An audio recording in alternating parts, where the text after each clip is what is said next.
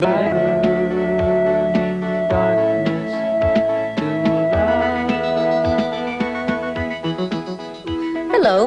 welcome to Bits and Bytes. In this episode, we're going to look at various types of computer languages. First, the languages that we speak when we program the computer, programming languages, and then the language that the computer itself speaks, machine language. After that, we'll see how programming languages are translated into machine language by a means of interpreter or a compiler. We're also going to examine Logo, a computer language especially designed for children.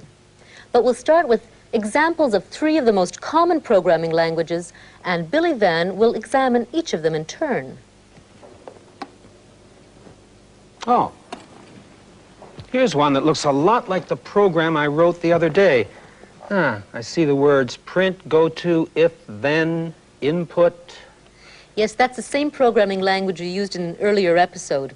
It's called BASIC, Beginner's All-Purpose Symbolic Instruction Code. That's quite a mouthful. But it means exactly what it says. It's a general-purpose language for beginners. Shall I run it? Sure. Okay.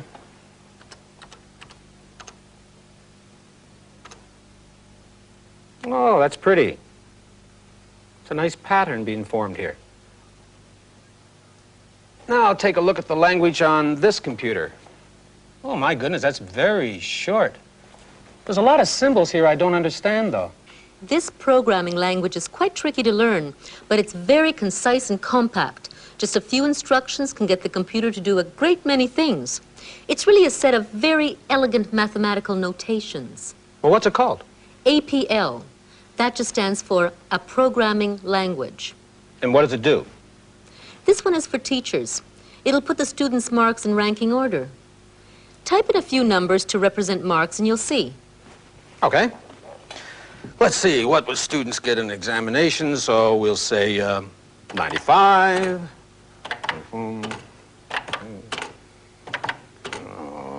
98, 76. How did you do in French?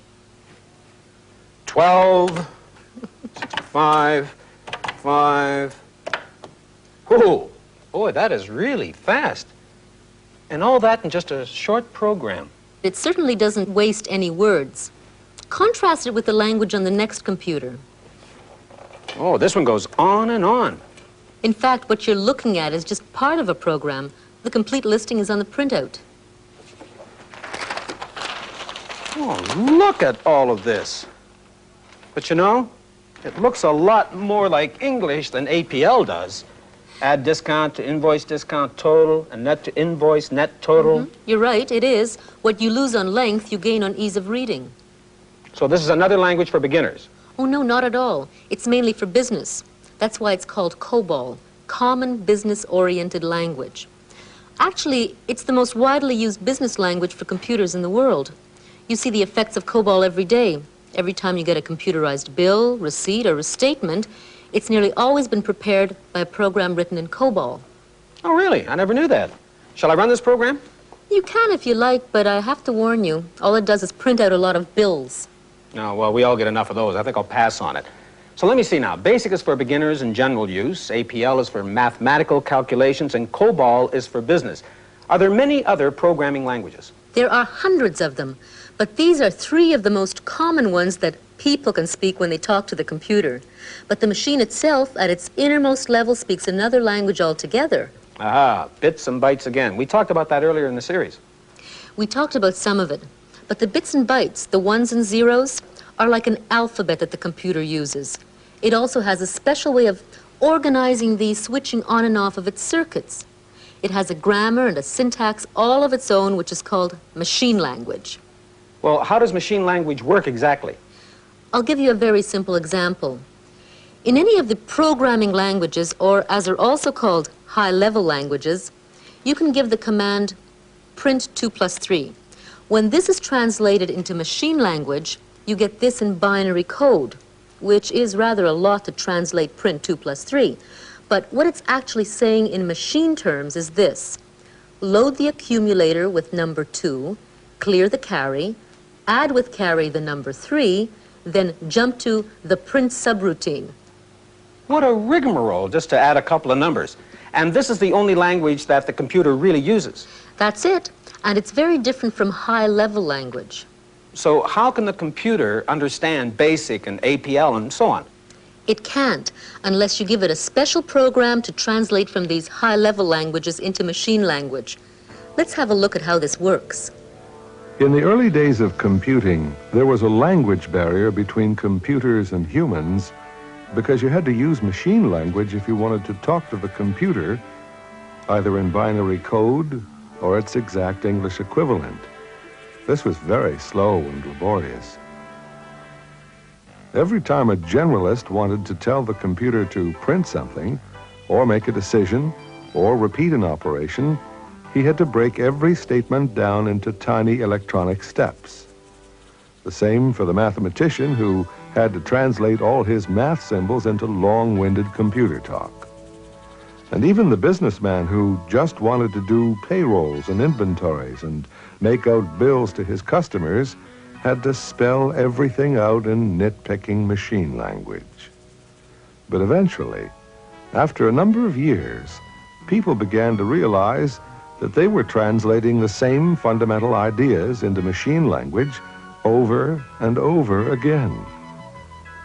So they made lists of the instructions and symbols and procedures that each of them used most frequently, and they called these lists high-level languages.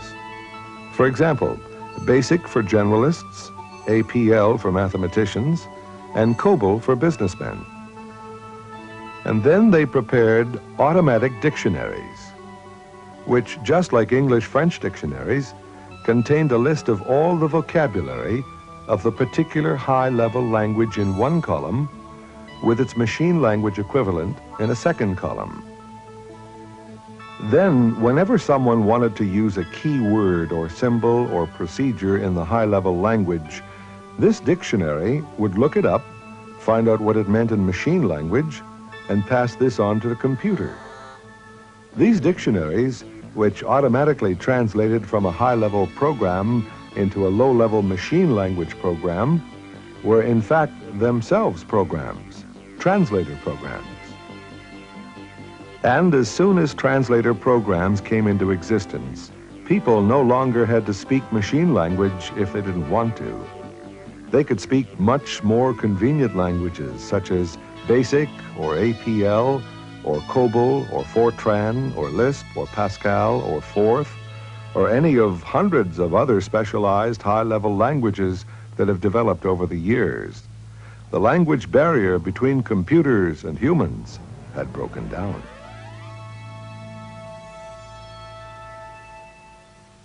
But have we really broken through the language barrier? I mean, BASIC isn't exactly ordinary English. No, not exactly. And you'll probably never be able to talk to the computer in ordinary English because human languages are full of ambiguity, and that's one thing the computer can't cope with. But there's a programming language that's much more natural for us than BASIC. Go over to the Texas Instruments computer. You'll find that the translator program for this language is contained in that black cartridge. It's another form of ROMPAC. Logo, what does that stand for? Nothing, it's just a name. Put the logo ROMPAC into the computer. Okay. You see, the BASIC translator program is already built into the ROM memory of this computer. And you've just added logo, so now you have a choice between two high-level languages. Okay, so I'll press 2. Mm-hmm. Now what? Type tell turtle. Tell turtle? Let me explain that Logo is a language developed mainly for children. You start off by drawing pictures with something called a turtle. Okay.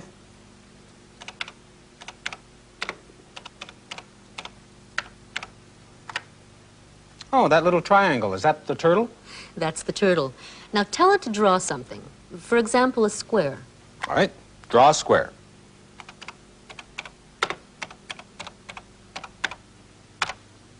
What's going on? Don't forget that for the computer, you have to define everything step by step.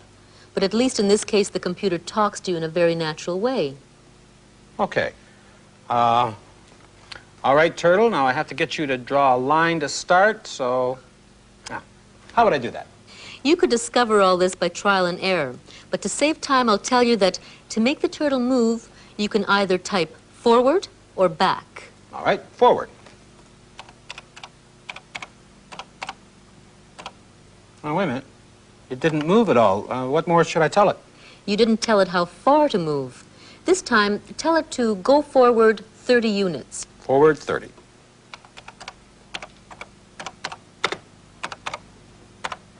Oh, it did it, right. Now, I'd like to get it to draw a line to the right. How would I do that?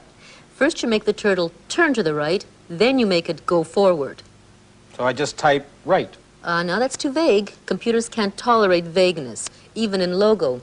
How many degrees do you want the turtle to turn? Well, actually, I'm going to attempt to draw a square here, so it'll be 90 degrees. Type right 90.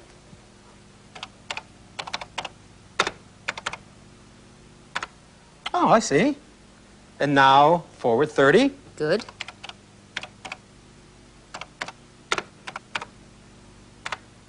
And just continue on.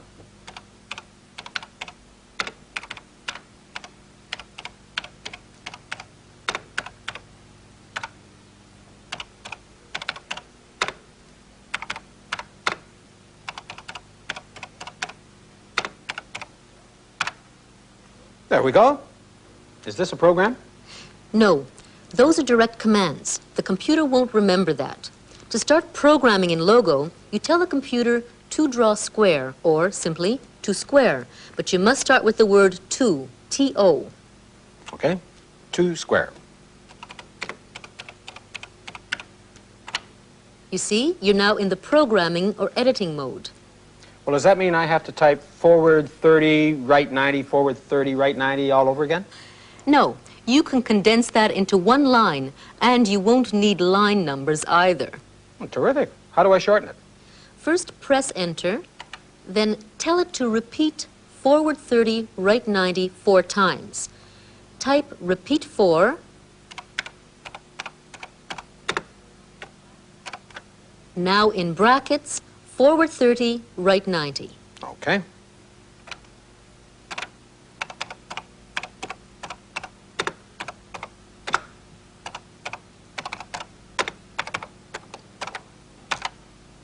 Is that all? Yes, you've now written a program in Logo that tells the computer how to draw a square. See if it works. Press the function key and 9 to leave the programming mode. Okay. Type CS to clear the screen. Type tell turtle and the word square. Tell turtle square, okay?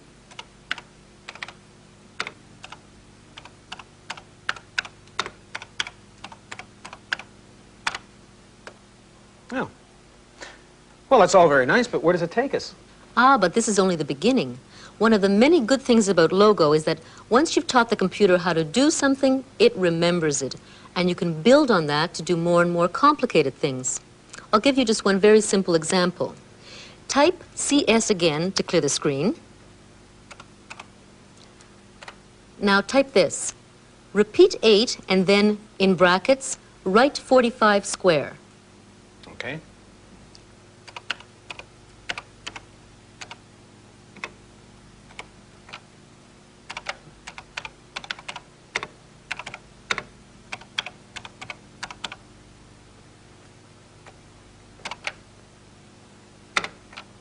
Oh, look at that.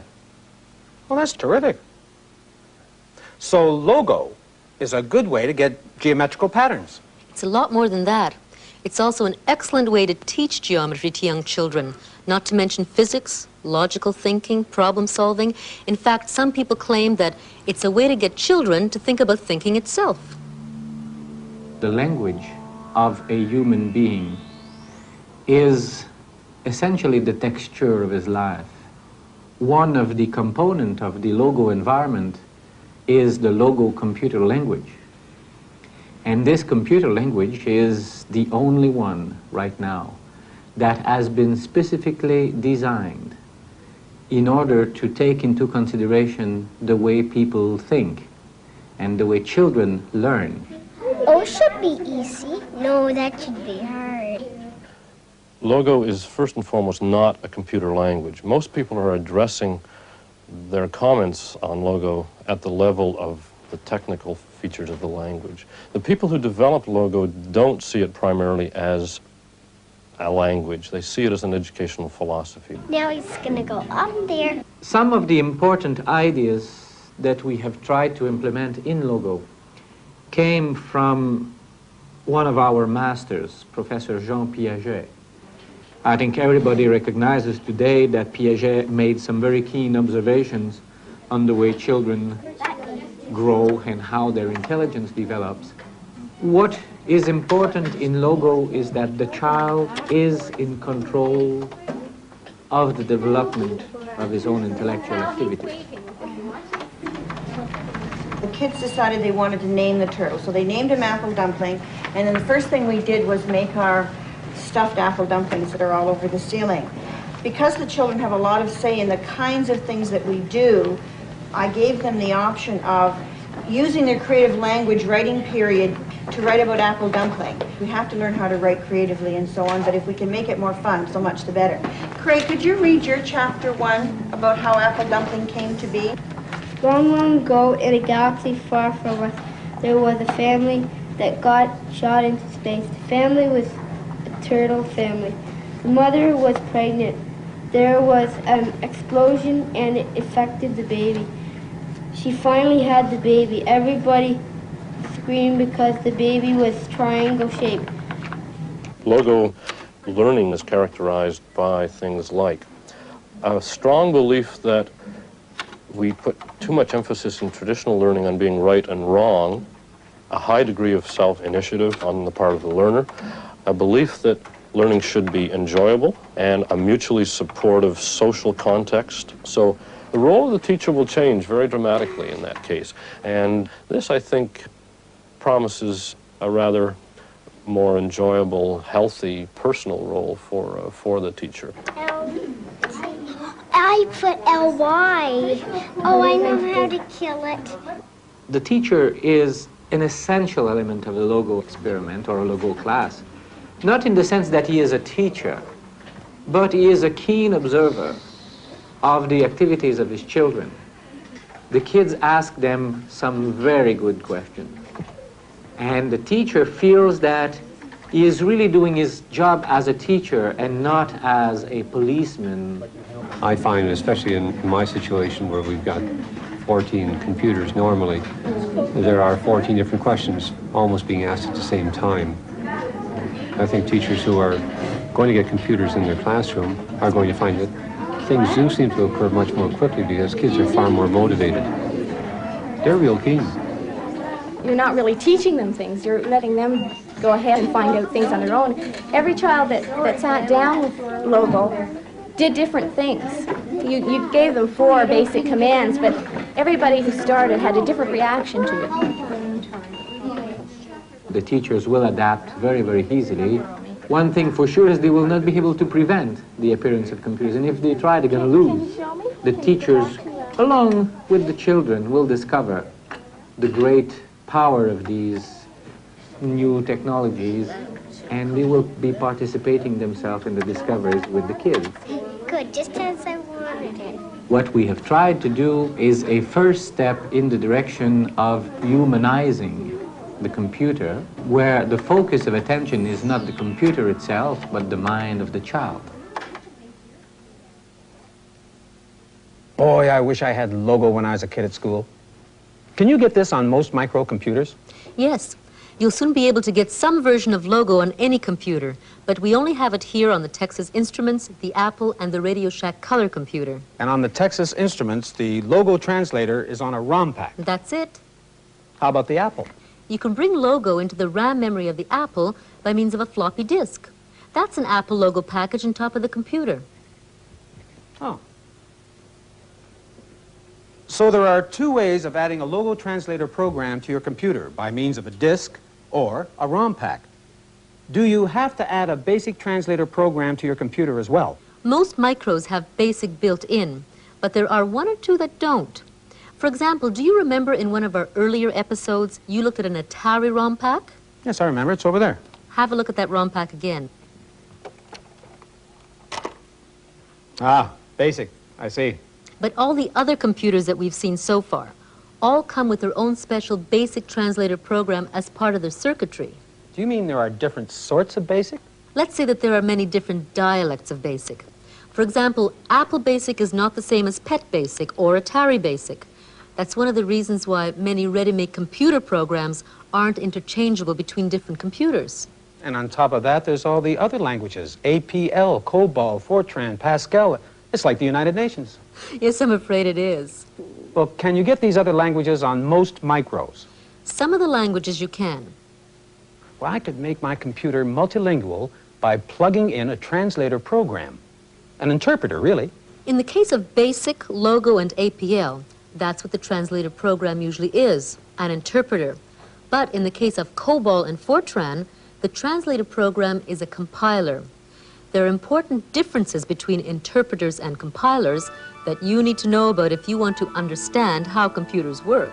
When you land in the world of computers with their strange, convoluted machine language, it's a bit like landing on another planet whose inhabitants speak an equally strange, convoluted alien language. Getting a mechanic on planet Gobbledygook to repair your spaceship would present the same sort of problem that you have when you want to get a computer to do something. Everything you say has to be translated. And you have a choice between two different sorts of translator. One of them is called an interpreter, and the other is called a compiler. Let's suppose that you've previously written out your list of instructions for the repair of your spaceship. And suppose that you choose the interpreter to do the translating.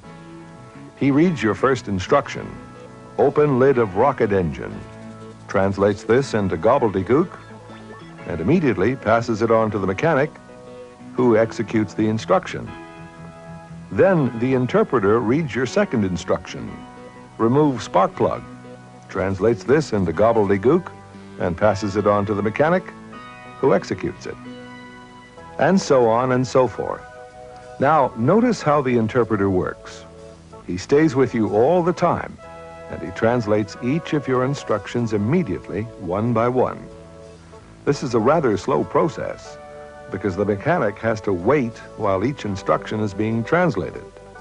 But, on the other hand, it does give you a chance to correct your mistakes as you go along. If the mechanic removes the wrong spark plug, for instance, you'll see this happen right away, and you'll be able to change your instruction accordingly. Compare this with the way the second sort of translator, the compiler, goes about his work. He takes your complete list of instructions and without further ado translates the whole lot straight into gobbledygook. He then hands them back to you and goes away, leaving you all on your own. All this has taken some time, but from now on things will go very fast. You hand the complete list of gobbledygook to the mechanic, and he executes them all in one go. Bang, bang, bang. There's no waiting about this time. But there's one disadvantage to this, of course. If there was a mistake in your instructions, it's too late now. This analogy comes very close to the way the interpreter and compiler translator programs actually work with computers. An interpreter runs slowly, starts right away, and lets you see how things are going. Whereas a compiler takes extra preparation time before your program can run, but then lets it run very quickly and efficiently. To help you remember the difference between an interpreter and a compiler, look at the words themselves. Inter means between. The interpreter is always between your program and the computer, and it translates line by line. To compile, on the other hand, means to pile together. A compiler piles together your entire program and translates the whole thing all at once. Which one you use on planet Gobbledygook is entirely up to you. But there is one thing I still don't understand. Does it really matter that the compiler is faster than the interpreter? I mean, everything the computer does is way too fast for me now anyway. For some things, it can matter a lot. For example, if you have a huge quantity of numbers to work with, or if you want something drawn on the screen very quickly. There's a disc beside pet number 1 on the other side of the counter. If you load it, you'll see what I mean. Okay.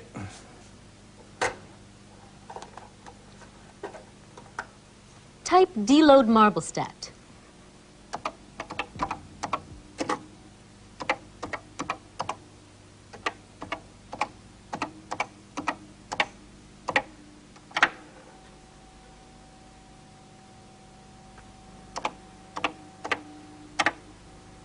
This is a program about statistical probability. The probability of the marble falling into various compartments. It does move rather slowly, doesn't it? That's because the Marblestat program is being translated instruction by instruction by the basic interpreter inside the computer. Now look at pet number 2. This has the same program on it, but it's already been compiled into machine language. Oh, this moves a lot faster. Actually, it's about 10 times faster. Once it becomes compiled, the whole program is executed in machine language all at once. But where is the compiler? It's on a floppy disk that's already back on the shelf behind you. Oh, pet speed. A way of speeding up the pet. Well, it certainly does that. And similar basic compilers are available to speed up the operations of other microcomputers. I wish we had a way of speeding up our presentation on Bits and Bytes because we've already run out of time. In our next episode, we will look at various ways of teaching with the computer. Looking at the legend in the upper right-hand corner, Billy, what would you say the blue circles on the map represent?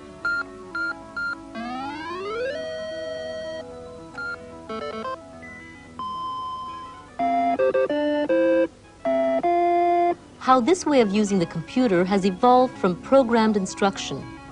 They decided to take a textbook and break it up into small, easily digestible items of information, arrange these items in a logical sequence, present the first item to the student, and then ask him a multi-choice question. And we'll see what the most advanced forms of computer-assisted instruction look like. Until then, I'm Luba Goy. And I'm Billy Van. Bye for now. See you soon.